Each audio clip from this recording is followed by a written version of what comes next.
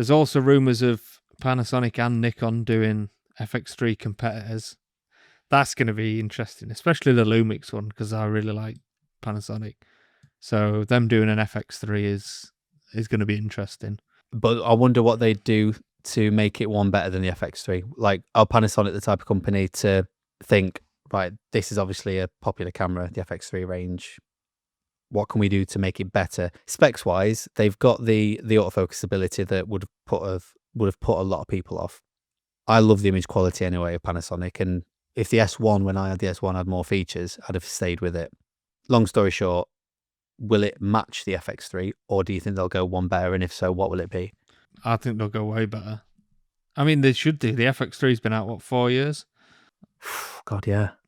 Something like that. When did it come out? 2021, I think. Well, 2020, the A7S3 came out, and then the FX3 would have been, a year after maybe. 5 years for the A7S3 is amazing because it still holds up so well. But they need to be topping that. They can't just equal that then, if that's been out 5 years. But, I mean, there's a lot of stuff Panasonic do that's out the gate is better than Sony. Stabilization has always been better. You could argue color science, but then codecs, generally, they give way more options. I mean, the G9 too that I'm shooting on now, the codec choice for that, for a kind of prosumer stills camera, it's ridiculous. They've got all eye in there. Yeah. They've got 4.3 open gate. It's B raw out, ProRes raw output. It's mad. In an FX3 competitor, if that's a cine orientated camera, it's going to be crazy. But then also all the little bits, shutter angle, A7S3, FX3 still don't have shutter angle. Or does the FX3 have shutter now? I think the FX3 does, yeah. But the A7S3 doesn't, which I hate that. I think it's so dumb. It's painstaking, isn't it? Yeah. And it took them ages to get 24, proper 24 frames a second for the A7S3. For ages, they had 23.98, but it doesn't cut. You know, for all this time, we shot on the A7S3 and we had to shoot 23.98. Panasonic have had that for ages. So I think it's going to be way better, and it should be, because it's 4 years after the FX3. The question is whether they'll match it with a low megapixel, decent low light sensor, because that's really nice about the FX3. The fact that it's only 10 megapixels, I think that's great. So it depends what to do with that. Do you think Panasonic will do what they have done in the past eventually and listen to customer wishes, in the sense of, I know a lot of people are now looking at these mirrorless or mid-size mirrorless cameras, but stick a little internal ND on there as well? I think they should do. Cameras like the GH7, no one's really buying that for stills. And so people have chatted about them taking out the mechanical shutter and instead putting an ND filter there. I think that'd be amazing.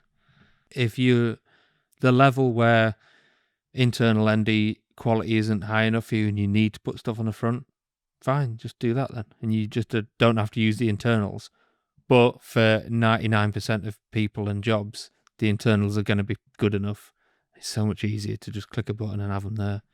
Even better if they can put something like the Sony's on where it's variable.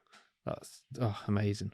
Imagine an S1H Mark II with all of the bells and whistles that they've got now and internal NDs. With the XLR unit on top, you get 32-bit flow. Oh, incredible. To be fair, I was just about to say, a company's holding back features such as 32-bit flow and internal NDs because otherwise it would be making those bigger type bodies void. You answered the question because they're already giving modules that's got 32-bit flow, so they're not holding back, are they? No, I mean, Panasonic wouldn't know, would they? Because they haven't got competing kind of high-end camera to protect. The EVA 1 came out in 2017, was it? And that's the last kind of cinema camera they brought out. Maybe they should just be the company that goes all out on this one, because it'll attract a lot of people. And I think it will make people who've got a budget in mind of, say, $2,000 for if they're starting out. But if they see this camera thinking, right, if I get this now, I'll be sorted for however many years, longer than we have been with the A7 S3s, it might make people think, actually, it's out my budget, but it'll be worth it. It also makes it easier for people like us if we want a gimbal cam and it match perfectly with, higher end cameras that we'll have. I think they should be looking into it.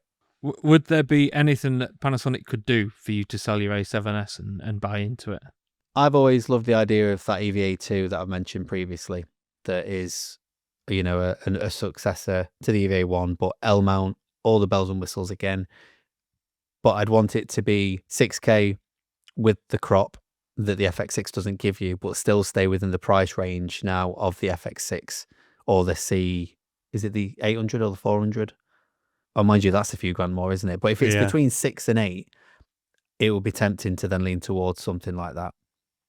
But if it's heading towards the FX9 region, which obviously I could do that if I wanted to stay in Sony, the size of it's too big for me personally. Not because I'm weak, but I just think it's a big body and I do a heck of a lot of different types of shoots. The FX6 can be great to strip down and shoot simply and lightweight.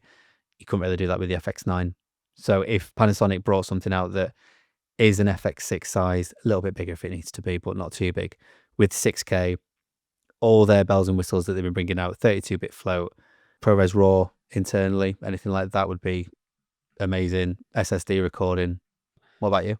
I'd be tempted for the FX3 successor to get rid of my A7S III, because there are times that I'll go for the G9 Mark II just for the handheld, for the stabilization, because the A7S III may as well not have any. It's so bad compared. It's a struggle to get it looking steady. Most of the stuff on it I've not outgrown. Like the image quality of the A7S is amazing, and the 4K 100. I mean, I don't use 4K 100 much. I use 4K 50 a lot. So if they just did their version of that, like you said, maybe with 6K, because it'd be nice to have the option to use some Super 35 lenses as well in 4K. But if they could do that with their stabilization, 32-bit, I mean, all the kind of real-time options and everything like that, they offer so much useful stuff that I'd be tempted, because I've always preferred Panasonic stuff. I'd probably keep my FX6. I don't think I would replace that, because that's too good. And I don't think it's got some life left in it yet, hasn't it? Loads. I'll have that for years, I think, because there's nothing that bugs me about that camera.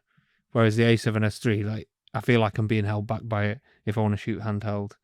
And that's the kind of main complaint from me. So I'd keep my FX6, and then, I'd be tempted to upgrade the A7S III to Panasonic. And then I'll have to get some more lenses. I'd have to go L mount, but I think it'd be worth it.